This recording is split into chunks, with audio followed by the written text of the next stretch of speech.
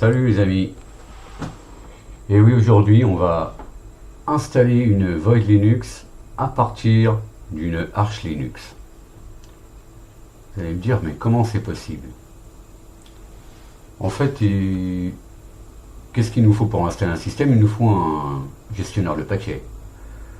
En tout cas, on va devoir installer XBPS à partir de AUR et ensuite on pourra faire une installation sur un disque disponible avec XBPS. Donc on pourra mettre une Void Linux sans avoir à télécharger l'ISO, etc. En tout cas, faire, dans cette première vidéo, en tout cas, faire une install de base. On va faire la base et après on verra comment installer tout le reste, peut-être dans une autre vidéo. Alors,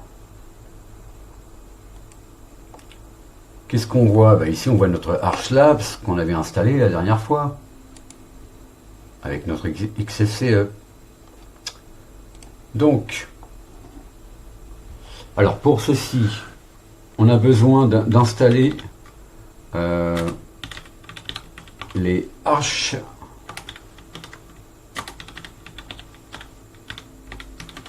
Install Scripts. Je les ai installés normalement. Oui, si je mets 2T, ça va pas le faire. Voilà, c'est déjà installé. Donc je vais pas les réinstaller. Il faut que votre système soit à jour. Hein, donc mettez à jour votre Arch. Installez les Arch Install Scripts. Et puis éventuellement un AUR helper comme EA, Tritzen, etc. Ou bien vous faites git clone. C'est peut-être ce qu'on va faire. Non, je vais utiliser EA quand même. On fait git clone https aur.archlinux.org /xbps. On va choisir parce qu'il y a plusieurs XBPS disponibles. Donc XBPS, on va prendre le statique.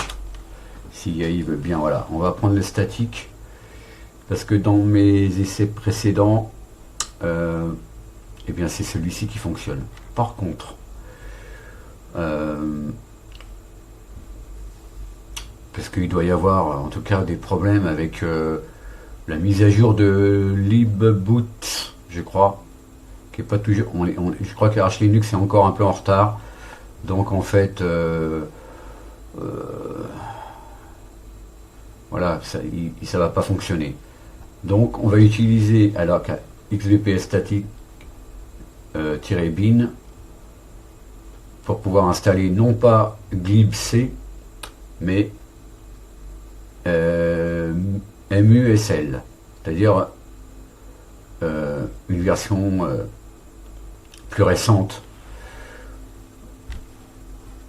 disponible sur donc Void Linux. Donc on va avec EA, on va installer XBPS, on a dit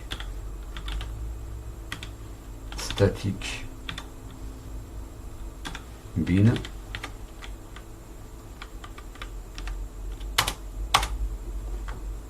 Voilà. Donc là, ok. Parce que si on regarde bien le package build,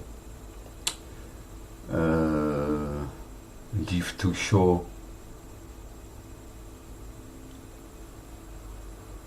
Non, on va faire non, parce que dans le package build, effectivement, c'est MUSL qui est proposé. Voilà, on le voit d'ailleurs. Voilà, ici. Voilà. Alors, on n'a pas eu de soucis. Donc on fait déjà, on regarde un petit peu notre architecture, enfin nos disques. Donc j'ai attaché un disque. Là j'ai fait comme si j'étais dans une installation en dur. Hein.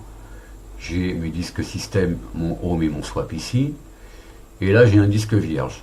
de 30 Go, qui devrait être suffisant. Donc ce qu'on va faire, on va déjà se mettre en route directement. Voilà.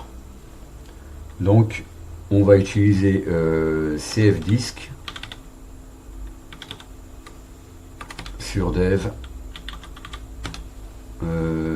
SDC, je crois. SDC, voilà.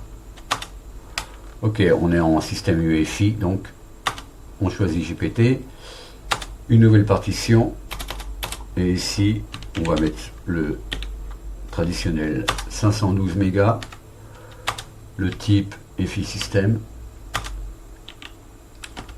Ici on laisse le tout parce que le swap il sera utilisé, ça sera le même swap pour les deux systèmes, donc il utilisera le swap de Arch.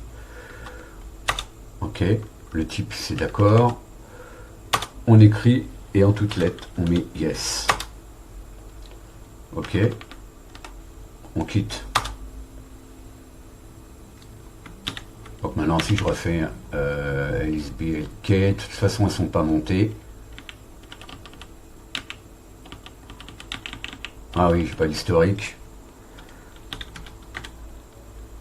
puisque maintenant je suis route. Voilà, on voit nos partitions. Pour l'instant, elles ne sont pas montées, il n'y a pas de point de montage.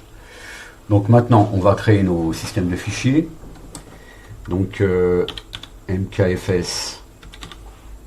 On peut choisir le vfat. Hein. Ici pour la partition de boot. Grand F 32 sur dev SDC1. Attention, on va pas trop vite. MKFS VFAT, je trouve pas.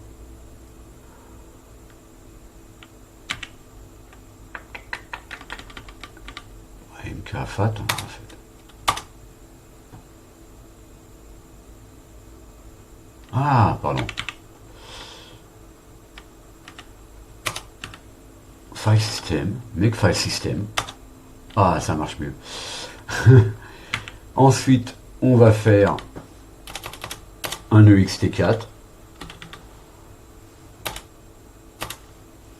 un EXT4 traditionnel sur dev SDC2. Voilà. Ensuite, on va monter nos partitions. Non, on va créer un dossier spécial. Donc mkdir -p, donc parent, sur mount, et celui-là on l'appelle void linux. Ok, pas d'histoire. Ensuite on crée un deuxième dossier bootfi. Voilà. Ensuite, on va monter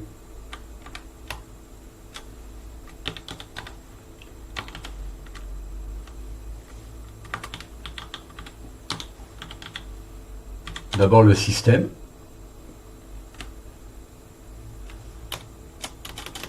Ici. Et ensuite, on monte la partition de boot sur bootfi.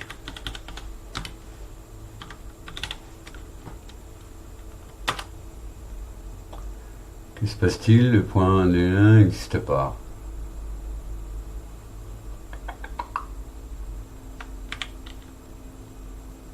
SDC1 manque. Pourquoi donc? On va regarder. Peut-être qu'il l'a pas pris. On va regarder ce qu'il y a là-dedans. D'accord, il l'a pas fait. Donc on va le recréer. J'ai pas de. Normalement, mkdir, quand il y a une erreur, il le dit pas, cet enfoiré. Ok, donc boot existe et EFI est dedans. Donc maintenant, on peut monter. Voilà. Donc si je refais un lsblk, j'ai mes points de montage Void Linux, d'accord?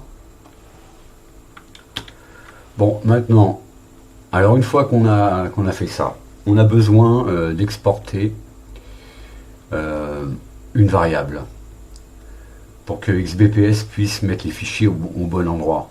Puisque, je le répète, d'abord, on va installer depuis notre Arch Linux, on va utiliser XBPS pour installer un système Void. Donc il a besoin, sinon il va les mettre dans un autre dossier, les fichiers. Enfin, il y a des risques. Donc on va faire export. Et puis on va appeler XBPS underscore arch égal. Et là on fait peut-être x86 underscore 64 tiré. Voilà, ça c'est notre architecture. Je fais pas de bêtises. XBPS arch. Ok. Maintenant, on peut faire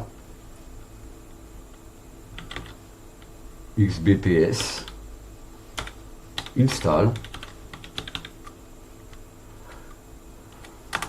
-s -grand R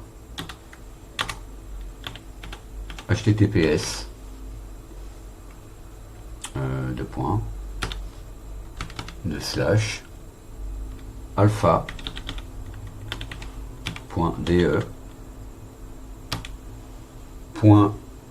repo.voidlinux.org slash current slash musl petit r sur mnt Void Linux et on installe quoi, le base file system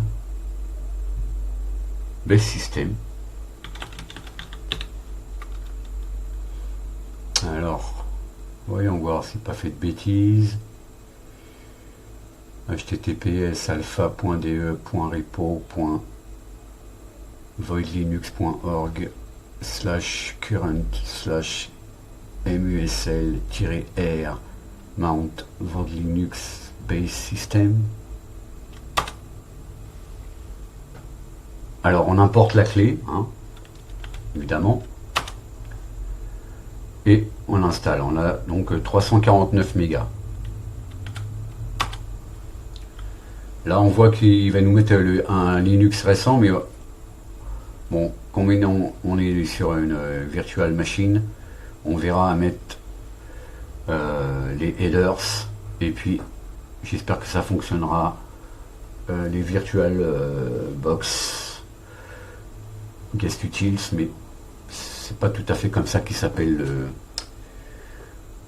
le fichier, le paquet.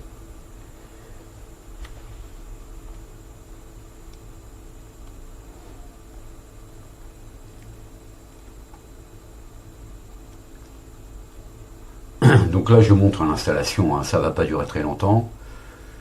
Évidemment ça dépend de la réponse du miroir. Voilà, on voit que si on fait l'installation en dur, il nous met les firmware AMD, Intel, Nvidia, Broadcom, les firmware network.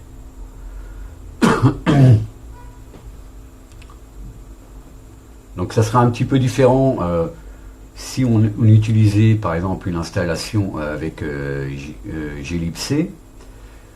On aurait une petite étape à faire en plus, notamment pour la génération des locales. Là on a notre Dracut, hein, ce qui remplace pour Arch Linux mkinit cpio. Bon, c'est ce qui va générer les images noyaux.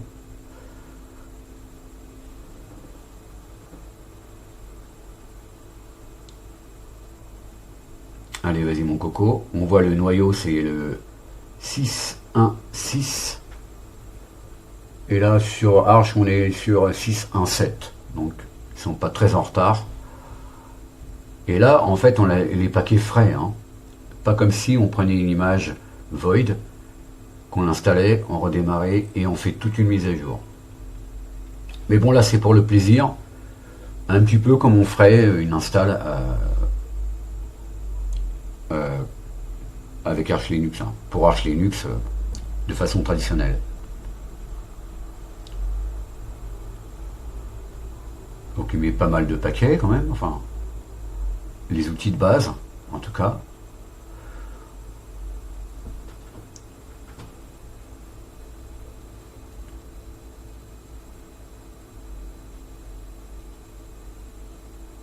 Il crée tout là, les groupes, etc. en même temps.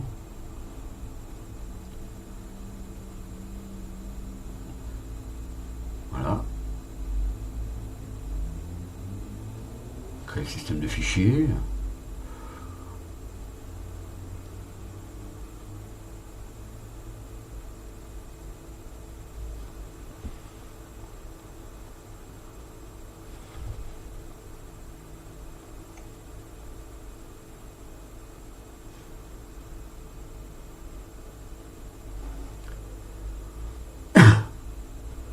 Donc ça y est, il a installé notre système de base. Alors maintenant, on va générer notre fstab. Donc pour cela, on utilise la même commande que Arch Linux. Gen fstab. Puisque on est sur Arch Linux. Alors, qu'est-ce qu'on fait? On fait comme pour avoir les UID pour les disques. Alors, mnt void linux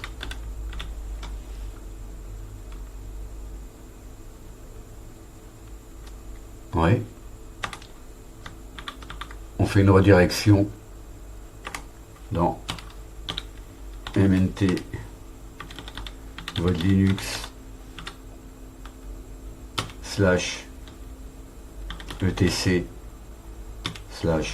/ fstab. Donc gnfstab -u mount void linux sur mount void linux etc fstab. On peut toujours faire, avant de shrouter, regardez ici, tout s'est bien passé. Et effectivement, on a notre fstab, notre système de fichiers en ext4, le disque 1, donc la partition 1, c'est le bootfi, voilà, avec les options de montage, et on voit ici notre swap qui existe sur notre système, qui est aussi dans le fstab de la void. Donc c'est bon, on va pouvoir shrouter. Donc on fait un shroot sur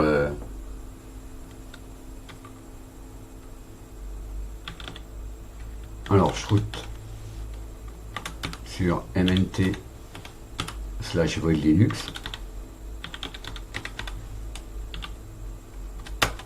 Voilà. Alors en dur, ça sera en fait quand on va redémarrer la machine, on n'aura pas bash comme shell, ça sera sh. Donc vraiment il faudra lancer bash si on veut utiliser bash. Alors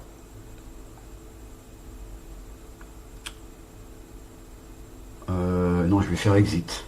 J'ai oublié de faire un truc. On va faire touch.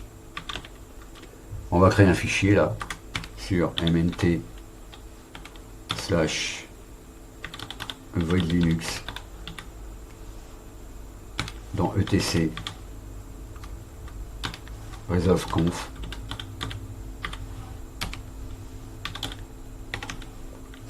Voilà. Et ensuite on utilise le arch root, puisqu'on est encore sur Arch Linux, et ensuite on sera dans void. Voilà. Ok, maintenant on va vérifier si l'installation est correcte. Donc dans un premier temps, on va faire un ls-la. Et donc on voit tous nos dossiers. On regarde bien s'ils sont, tous là en fait. Ensuite, bah, on va directement, comment dire, se générer un mot de passe avant d'oublier.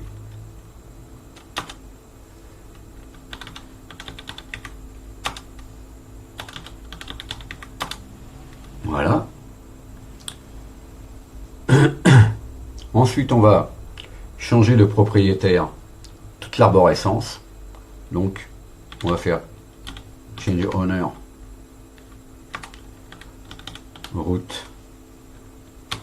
le groupe root, ces deux points là, c'est pas point virgule.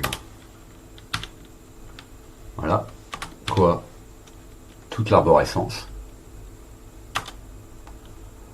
Et ce qu'on fait aussi, c'est que on fait un change mode aussi, 755 sur MNT. 755, oui. Voilà. Alors, on peut créer un nom de route tout de suite. On va l'appeler void Linux. Et on met ça dans etc, comme sur Arch. Hostname.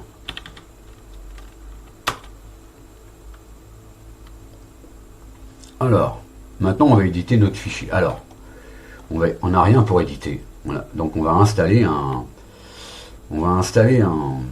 éditeur de texte. Donc, on va faire, peut-être on va voir si on peut mettre à jour XBPS lui-même.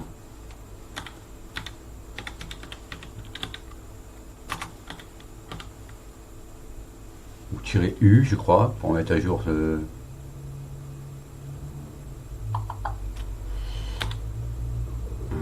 XBPS.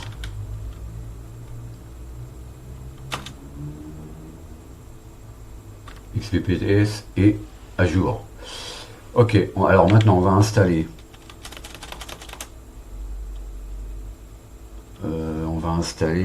Vim dans un premier temps.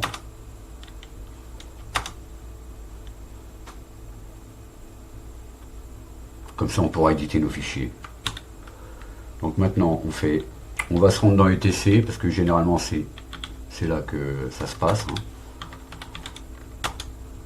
J'ai fait mon petit ls. Voilà ce que m'a écrit XBPS install dans etc. Alors, on a un resolve.conf qui a été créé, très bien. rc local, rc.conf. C'est ce fichier d'abord qu'on va commencer par éditer. Ou alors je vais les prendre dans l'ordre alphabétique.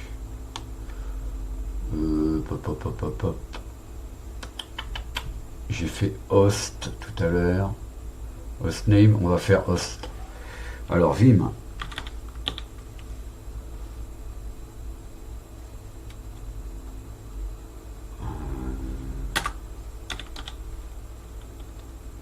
Host. Voilà. Donc ici il est déjà pré-rempli. Je vais juste rentrer.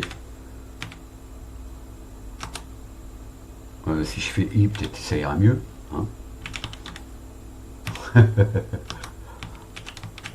Ok. Ici, je mets le nom d'hôte que j'ai mis tout à l'heure. Point local domain.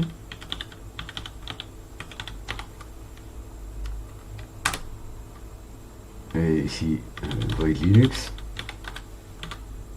Voilà. On sort. on écrit. Ensuite, on va éditer, pourquoi pas, on va regarder ce qu'il a écrit dans local.conf.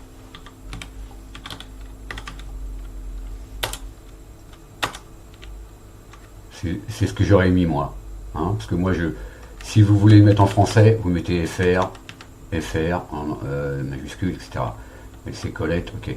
Donc là, il n'y a rien à faire, on quitte.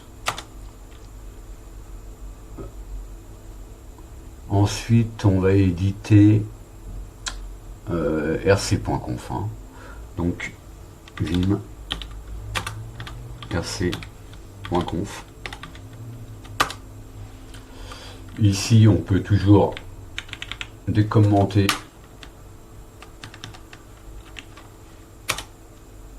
qu'est-ce que je fais? Je vais faire i. Hein.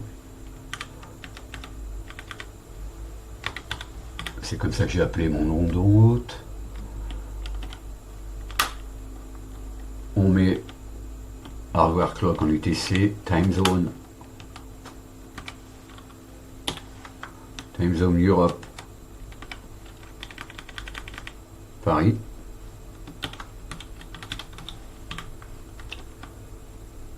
Keymap, donc FR.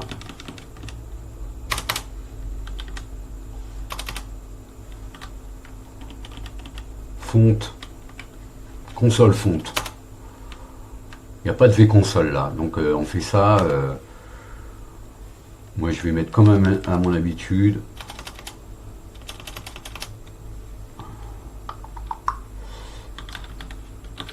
Hurladgr.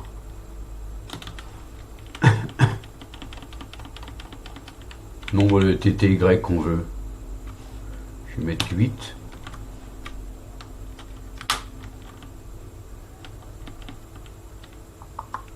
Normalement, on pourrait mettre là ici les modules, mais ça on verra ça plus tard. Donc normalement, ici on est bon. Donc on écrit et on quitte. Alors,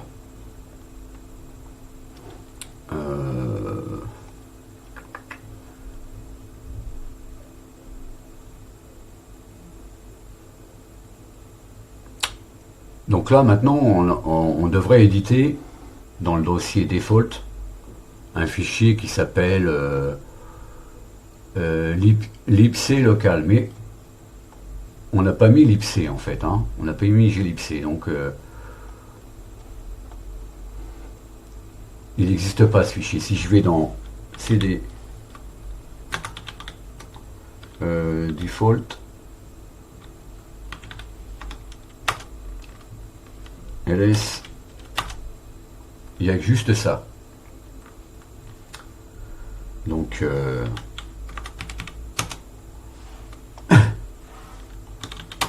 je reviens dans etc. Alors qu'est-ce qu'on va pouvoir faire? Oui, maintenant bah on va créer un fichier dans etc Dracut. Alors on va aller cd dracut.conf.d / default.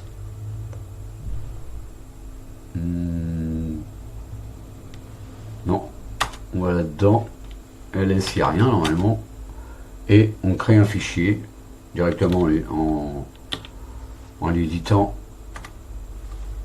et ici on l'appelle default.conf. default.conf, et là on va lui mettre certaines informations. Donc on peut déjà se mettre etc dracut.conf.d / default.conf.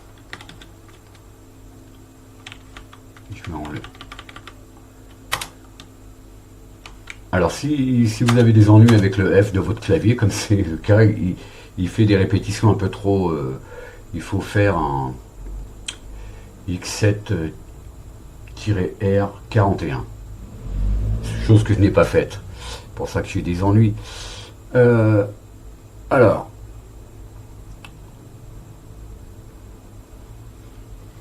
Ici, on peut rajouter un commentaire et on va mettre build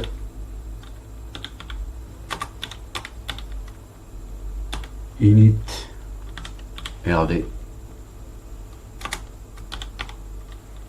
only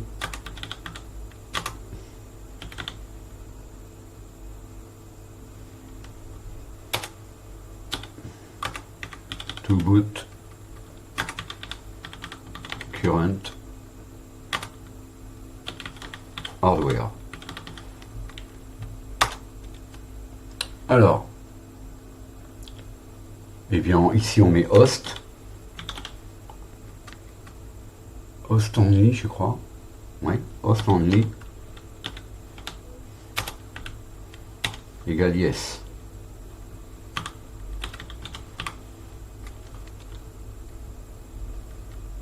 Host only égale yes. Ensuite, on peut mettre set de directory for temporary files. Et ici, on va lui mettre temdir tmp dir égale, et là on lui met slash temp, mettons. Voilà.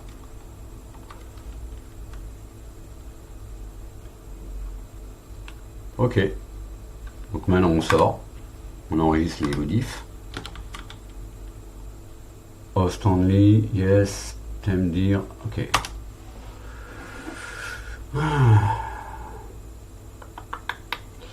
Ensuite, on va se rendre dans...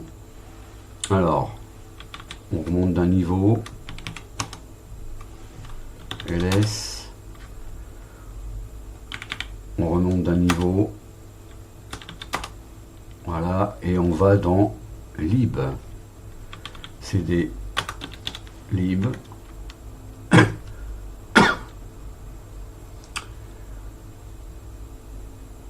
slash module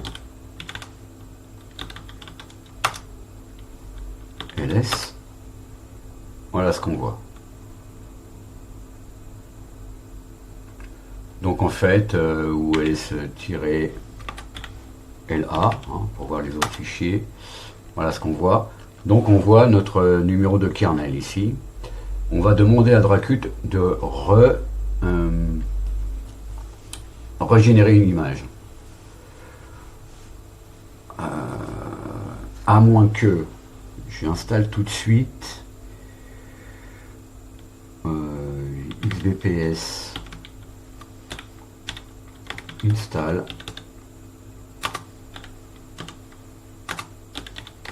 Linux headers. Je vais mettre les headers tout de suite.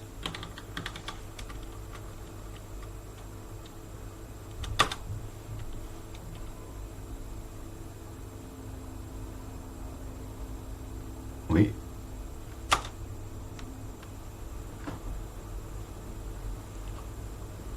Voilà. Donc maintenant, on va utiliser Dracut. Et on va lui dire, on va le forcer à régénérer la version du kernel. Et donc on a dit, ici c'était 6, que j'utilise pas de bêtises, voilà, 6.1.6 underscore 1.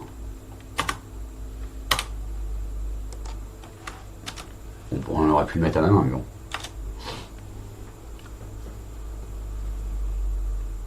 Donc Donc il génère notre image. On n'a pas eu de soucis.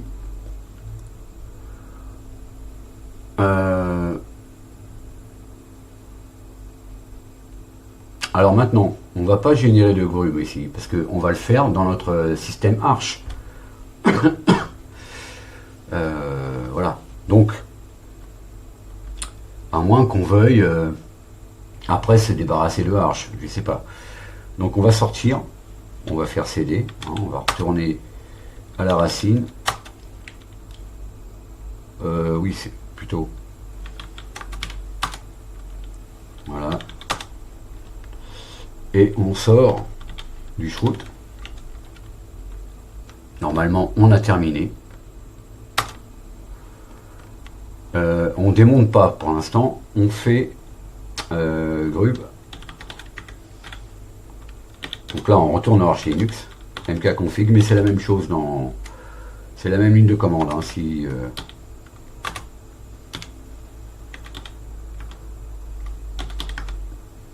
vous êtes sur Void.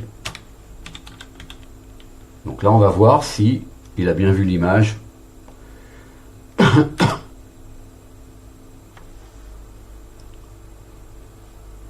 Voilà, il a trouvé Void Linux sur SDC2. Ok. Donc normalement, on peut tout enlever. Hein. Ce qu'il y a sur MNT Void Linux. Voilà. Et normalement, si on reboot, on devrait avoir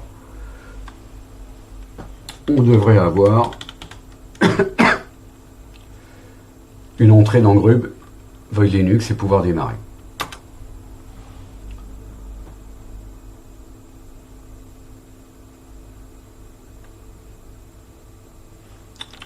Donc là, je vois Void Linux, d'accord? On va voir si ça démarre maintenant.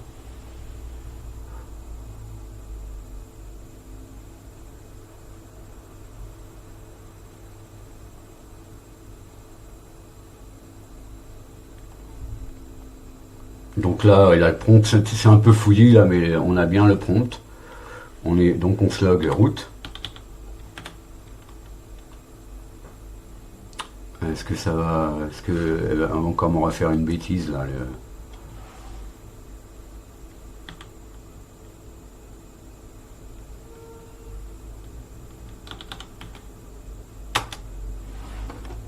Là, c'est la machine virtuelle qui est un peu... C'est capricieux. Password. Ah, j'ai mis root, ça va pas marcher. Bon. Ouais, c'est ça, elle prend le truc... voilà, donc je vais être obligé de le remettre. Login correct, donc root.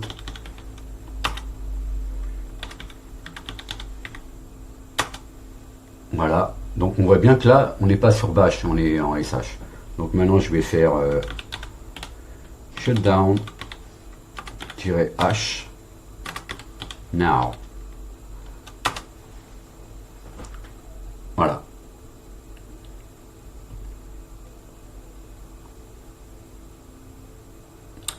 Voilà les amis, alors, eh bien, je pense que la prochaine fois, c'est on refera une autre vidéo et on installera un desktop ou un Windows Manager, ce qu'on veut en fait. Et on créera d'abord utilisateur, etc.